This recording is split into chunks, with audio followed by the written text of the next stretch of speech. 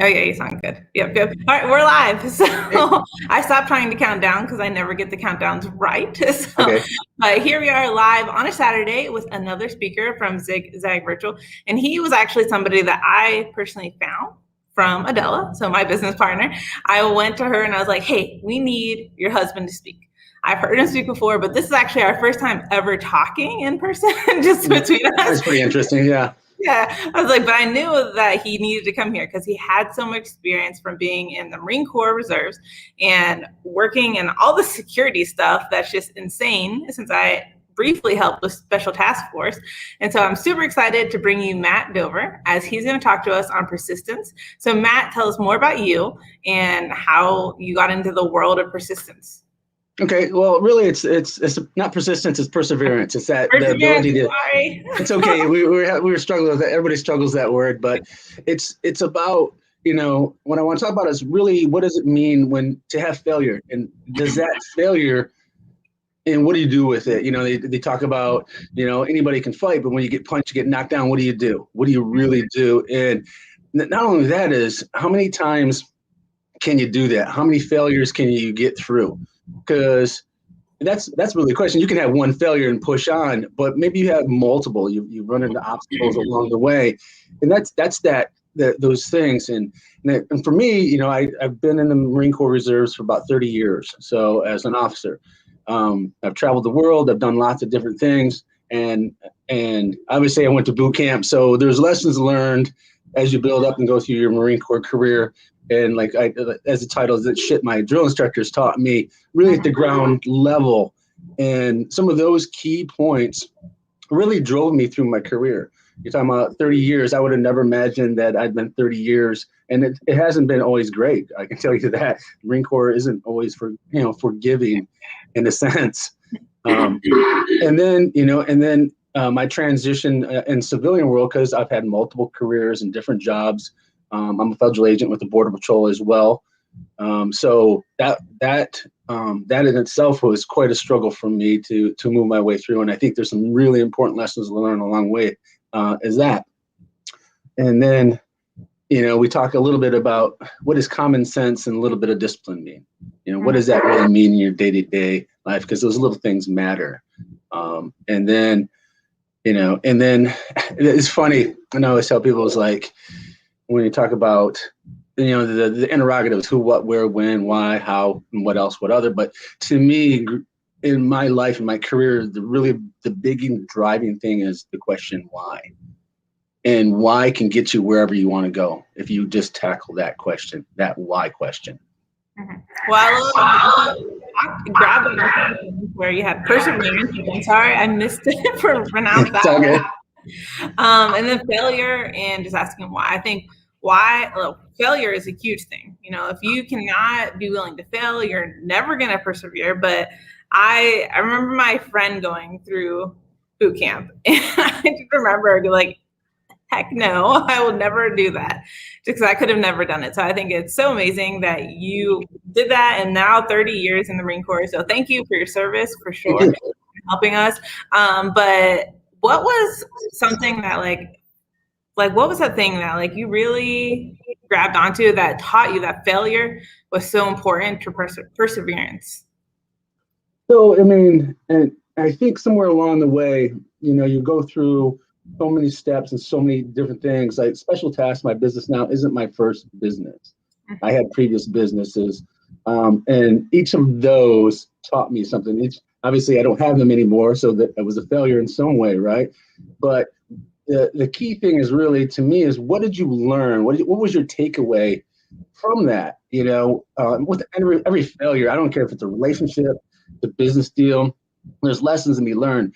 You take the time to sit back and evaluate that. And that is one thing that in the Marine Corps and law enforcement, every time we do an operation, every time you do something, good or bad, we do like an after action. We'll sit down and we hot wash it, and there's lessons to be learned from it. And to sit down as a group, if that's how you're set up, or even, if you're a bigger team, however, because everybody needs to be involved because everybody had a stake in it. Mm-hmm. So to me, it's not so much the blame game. And sometimes it can be that way. You know, when you get these after actions and everybody sit down, wow, what happened? Well, Phil dropped the ball over there. You know, that's not really where we're at. Well, why? We go back to why, right? Why did Phil drop the ball? What drove him to that point, if that's the case? So those lessons on perseverance and that attention to detail and going back to why, they all add in. Yeah, I think that is awesome how you brought it over into the business world too, where because it could be a failure in business, it could be a failure in just a wrong hire or using the wrong system for too long. So I think it's going to be amazing to listen to you. Even though you're speaking on mine today, you're totally pulling in business for us on perseverance. And so if you want to hear from Matt at the Zigzag Virtual Summit, he'll be live with us on March 2nd at 2:30 p.m. Central Time, but he is out of San Diego, so it'll be 12:30 Pacific time for him. So make sure to get a free ticket for Zigzag Virtual to see Matt live, talk to you on perseverance and how all those little failures are leading up to push you farther and go further in there. And then I want to touch on you talked about Special Task Force, and I know that's not what the summit is and not what we're doing there, but tell people what you do. What is your business outside of being in the Marine Corps? So really what it is I found it, I say, a niche that wasn't covered.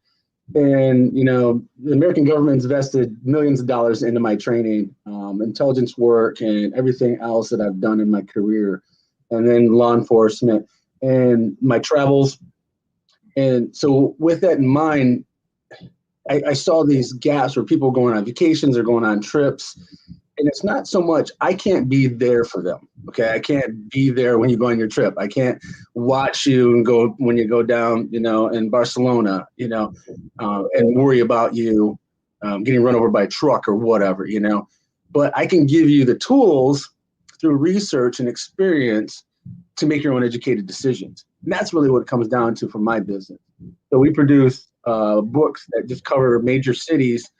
And they don't tell you what restaurants to go to. They don't tell you what beach to go. They tell you all the places to stay away from, all the things not to do, the high risk areas, the scams, the threats.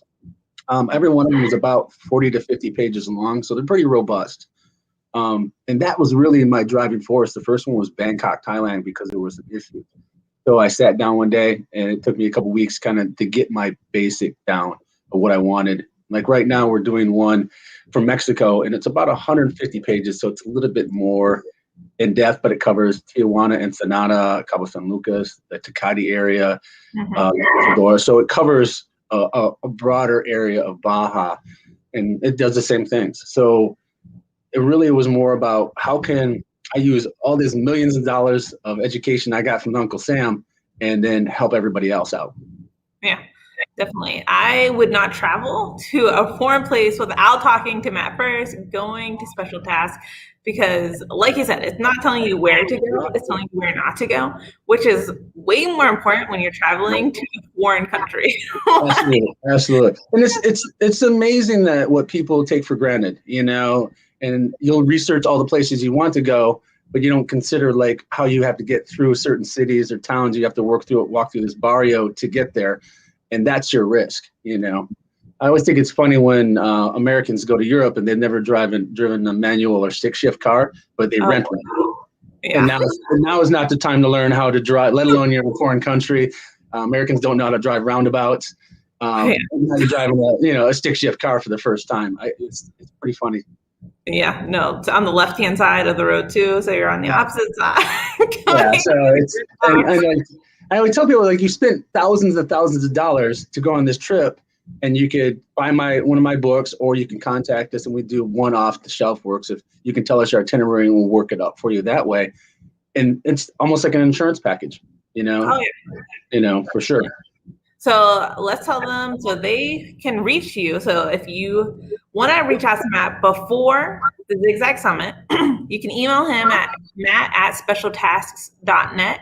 However, if you just put the bottom pack in and do specialtasks.net, you can go find all the books he's talking about to be able to download those or buy them from him, really. Or like you just said, if you have itinerary already, and I get we're in the middle of COVID, so maybe most people aren't traveling, but get prepared for when you do travel, because he'll be able to help you go to those places like Bangkok, Thailand, or other places around the world. Mexico is coming soon. Do you do stuff for like Chicago and New York City? Have you made ones that are local yet?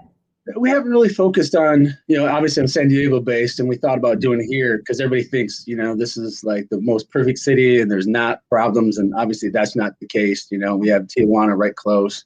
We're a big city. So I'm actually thinking about, as a template, just using this city to start off with, and maybe like LA, because it's places that we can touch easily.